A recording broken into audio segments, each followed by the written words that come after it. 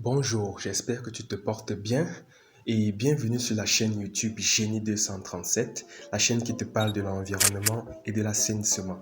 Aujourd'hui, on va parler du comité d'hygiène hospitalière. N'oublie pas de t'abonner et d'activer les cloches de notification. À tout de suite.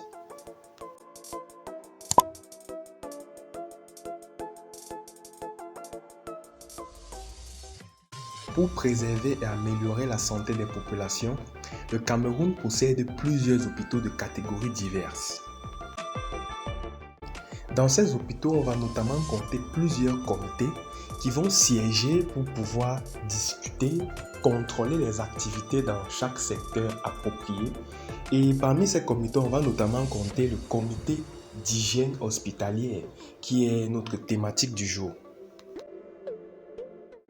De prime abord, il est important de noter que la principale mission d'un comité d'hygiène hospitalière est de promouvoir la santé des patients, la sécurité du personnel et de l'environnement grâce au contrôle des pratiques en matière d'hygiène et assainissement en milieu hospitalier.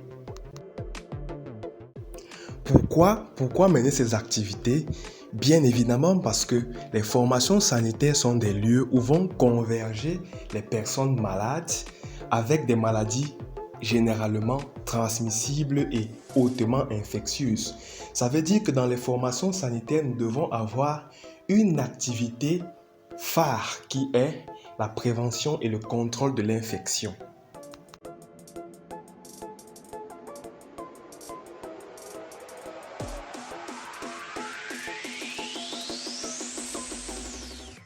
Pour mener à bien ces activités, le comité d'hygiène sera composé d'un ensemble de personnel de santé constitué en une équipe pluridisciplinaire et généralement expérimentée.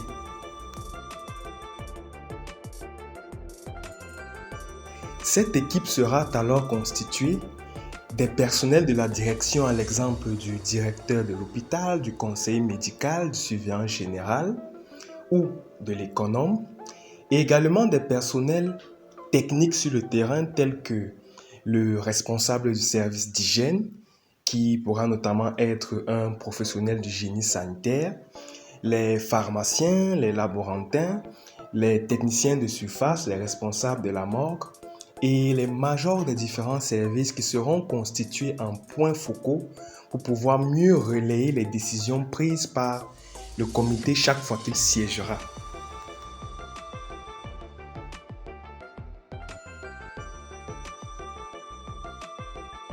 Les problèmes d'hygiène de la formation sanitaire, c'est-à-dire de l'hôpital, seront alors hiérarchisés selon leur importance et leur fréquence et ils seront débattus lors de ce comité. Ça veut dire si notamment l'hôpital a un problème en matière de gestion des déchets, d'élimination des déchets, cela sera posé sur la table comme problème et des solutions seront proposées tant sur le plan administratif, technique que financier. Ça pourrait également être un problème d'infection nosocomiale ou alors un problème d'accident d'exposition au sang pendant les soins qui deviennent fréquents et ce type de problèmes également vont faire l'objet de débats par ce comité.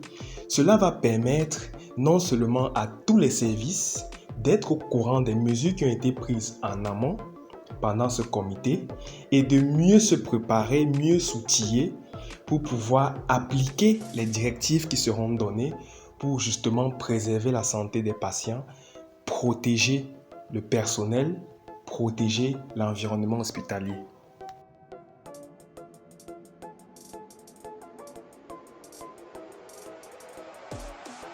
Dans ce comité, nous aurons un acteur majeur des différentes actions qui seront posées, notamment les personnels spécialisés en matière de génie sanitaire, qui seront donc en charge de la gestion des services d'hygiène du milieu hospitalier et qui devront soit apporter des réponses sur le plan technique à certains problèmes, soit proposer des mesures telles que la formation du personnel ou le renforcement des capacités pour pouvoir mieux faire face aux problèmes d'hygiène et puis mieux orienter les débats du comité d'hygiène hospitalière. Pour la petite information, au Cameroun, les comités d'hygiène hospitalière sont instaurés par la lettre circulaire de Monsieur le ministre de la Santé datant du 27 février 2012. Voilà, nous sommes arrivés au terme de cette vidéo et tu as là un condensé des informations sur les comités d'hygiène hospitalière.